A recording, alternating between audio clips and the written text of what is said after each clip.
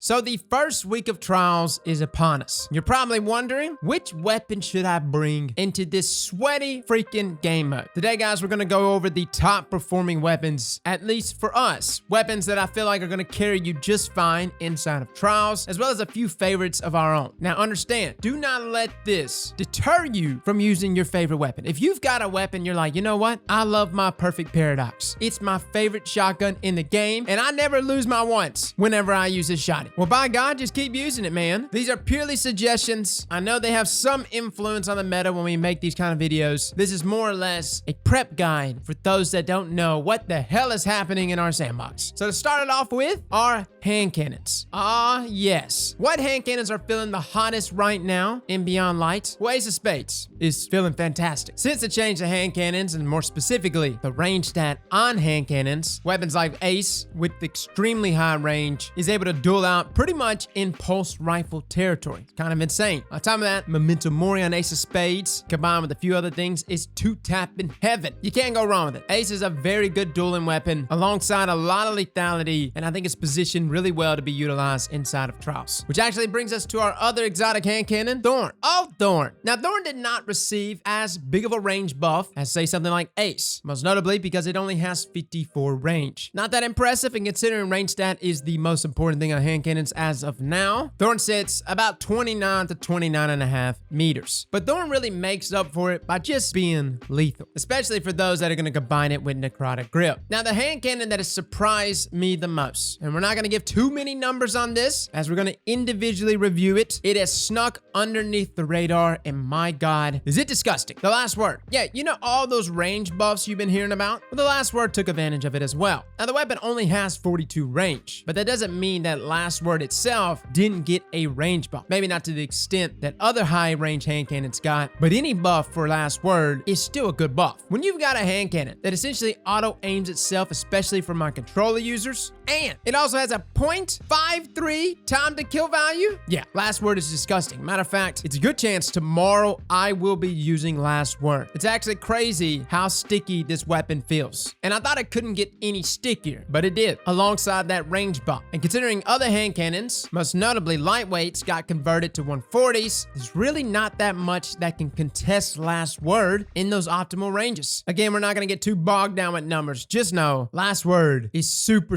deadly in this sandbox, so use it. Now, a favorite of mine that I'm going to throw on this list, more specifically because I have a god roll of it, is Dire Promise. I've actually got a rangefinder opening shot max range roll, which is a fantastic hand cannon. It has served me well in the past, and it's still serving me well in this sandbox. Considering it's a legendary, it does keep that exotic slot free for whatever you want to slot it with. I think Dire's still a very good hand cannon. It's got great range stats, it's got a range boosting perk, and it's sticky as hell with that plus 92 aim assist. 92! So yeah, Dire's still gonna be good for you. Now moving on to our pulse rifles. Pulse rifles that are feeling pretty good in this sandbox. I'm actually only gonna outline a few of them. Vigilance Wing and No Time to Explain. Now, Vigilance has always been good. It is by far the most forgiving weapon in the game. Its 0.7 time to kill value only requires 50% of your shots to be crits. It don't get much better than that. No Time to Explain, though, does require the majority of your shots to be crits, or at least 5 crits, 1 body, but it has an even better time to kill value at 0.67 seconds. What makes No Time to Explain, though, extremely deadly is just the large amount of flinch that gun carries. I mean, it's a lot. I know every single time whenever I get hit by a No Time to Explain, and if I'm hit by a single burst from that weapon and I'm trying to snipe, I immediately vacate the area, because there is no way in hell I'm gonna be able to recoup myself to possibly land a crit. Both of those pulse rifles, though, are really good, and depending on the map this weekend, that's gonna be the deciding factor whether or not you need to use a pulse rifle. Speaking of far ranges, though, let's talk about scout rifles. So scout rifles actually feel really good. We talked about it in our scout rifle meta. Overall, target acquisition for scout rifles feel phenomenal. They have all received some level of benefit, although some scout rifles more than others. Jade Rabbit, Mighty Multi-Tool feel fantastic. Jade Rabbit being the more optimal weapon if you can land all crits, with a 0.8 second time to kill value, and of course you can just sit in the back of the map map, say in something like Widow's Court, and just get that nice crispy 3-tap off. Mighty Multi-Tool, though, is a very good dueling scout rifle, having a little lengthier time to kill at 0.9, but allows for more forgiveness. The other scout rifle that's really good that I like a lot personally is Polaris Lance. Polaris Lance is still my favorite scout rifle in the entire game. Despite it not having as high of aim assist, it still received noticeable increases there in its target acquisition. Any of those scout rifles will take care of you guys, so have them on the ready. Moving on, auto rifles. Oh yeah, we're just getting all the primaries out of the way. But dude, 600 round per minute auto rifles still feel amazing. Now we're in that honeymoon phase, right? Everybody's just trying to try things out. Nobody wants to convert back to old metas, but Gnawing Hunger, Summoner, Monte Carlo, Service Regime, all those 600 still feel fantastic in the sandbox. Now they don't have the best time to kill value anymore. Used to be 0.7 seconds. Technically it's 0.8 now, which is still a fantastic time to kill value. I think hands down a good rolled Gnawing Hunger or Summoner is still going to be a go-to weapon choice for a lot of people. You just have to use auto rifles a little differently and a lot more aggressively. Like back then, I felt like everybody would just sit in the back of the map and just lame with it. To me, I feel like auto rifles, you have to play a little more aggressively considering that hand cannons have gotten a buff to their range. So they can duel you, especially in peak-oriented duels. I think the biggest test, though, is going to be this weekend with trials and console users, controller users. How does auto rifles feel for them? Is it 0.8 second time to kill value that much worse than 0.7? Not really. It's still very competitive. And it's actually surprising I haven't seen more 600s. But like I said, everyone's in that honeymoon phase right now. Everyone wants to play with the new weapons and not necessarily with the old weapons, which I completely understand. But Trials has a way of always fleshing out the meta immediately, which is why I think auto rifles may return this weekend. Now moving on to shotguns. All right, there's 3 shotguns that will never do you wrong. Fellwinter, which I know not everybody has, which sucks. They should have included it this season or some means of obtaining it this season, but they didn't. Astro Horizon, which will always be a fantastic shotgun, as well as the CQC shotgun. All 3 of those are my 3 favorite shotguns in the game. Now, like I said earlier, if you've got like a perfect Paradox or a Hawthorne or something, you're like, yo, this is my favorite shotgun. It never fails me. Just keep using it. If you love slug shotguns and you're a dedicated slug user, use it. I personally don't use slug shotties inside of trials because I'm just not accurate nor patient enough to utilize slugs effectively, which is why I just go with spread shotguns such as CQC, Astro, or Fellwinter, all 3 of which to me are the most forgiving and most lethal shotguns in an elimination game mode. Shotguns we have not tested though, Xenoclass. I haven't tested it yet. Somebody let me know in the comments below if it's good. It seems like it could come with some good rolls for PvP. It is in that lightweight frame archetype, so we will be testing it soon. Another shotgun we've recently been playing with, it is a slug shotgun, so it does require precision shots, but it's by far the best feeling slug I have played with to date is the Raid Shotgun Heritage. Don't worry, individual reviews are going to come for those in the future, but those 3 shotties, CQC, Astro Horizon, Fellwinter, all 3 of those will serve you just fine. Now, speaking of special weapons, let's talk about sniper rifles. What sniper rifles should you be using? Well, hands down, Adore. And I wish I could show you Adored gameplay, but I made the mistake on the day 1 raid of using Adored as infusion fodder. I went to go pull it out of my collections this morning to realize you can't. It's a bug. For some reason, you cannot reacquire Adored if you delete it. So for the love of God, don't delete that sniper rifle. I don't have any gameplay of it. I want to review it so bad, and we probably will review it. We just won't be able to do it on our account. But Adored is essentially beloved with a little more zoom. And it comes with Killing Wind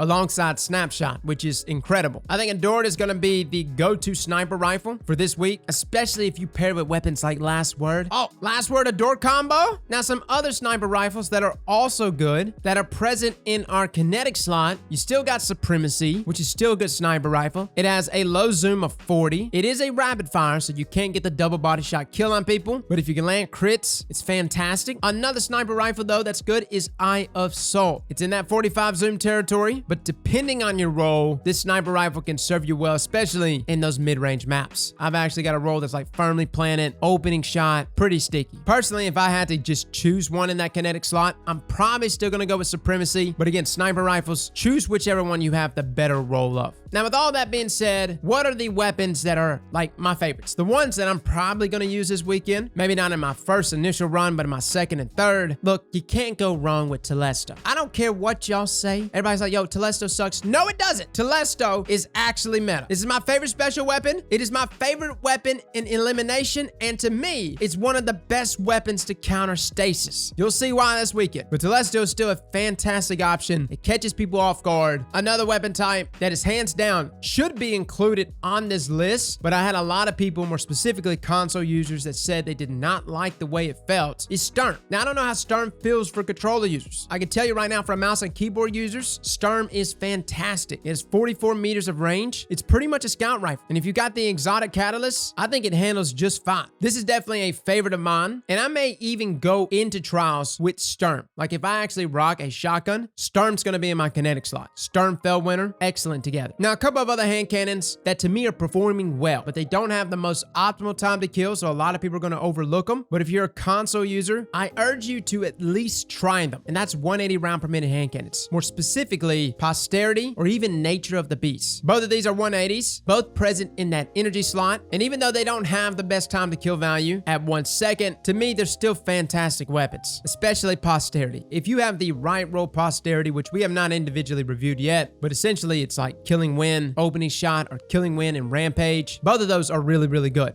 But even on the other side of things, I've got a Nature of the Beast, Rangefinder, Quick Draw, Accuraz rounds, an extremely deadly roll, very snappy, doesn't feel nearly as sluggish as other 180s, and I think for console users that want to look elsewhere beyond 140s and 120s, these 180s will serve you well. So guys, those are our recommendations for trials this weekend. Now we're probably going to have a more specific guide on going flawless, although I don't think much is going to change on that front. I'm hoping there is going to be more loot available on the lower levels of trials, on the lower wins. But we're going to be streaming this right here on YouTube. Yes, we'll be doing the first card of the season here, so come check it out, guys. I'll let you know live how everything is feeling, how trials is feeling, how the meta's feeling, how the reward structure is, and if you missed that stream, don't worry about it. We'll have a recap at the end of it. Fellas and ladies, thank you all for coming and watching, and as always, slap that like button like your mama told you right.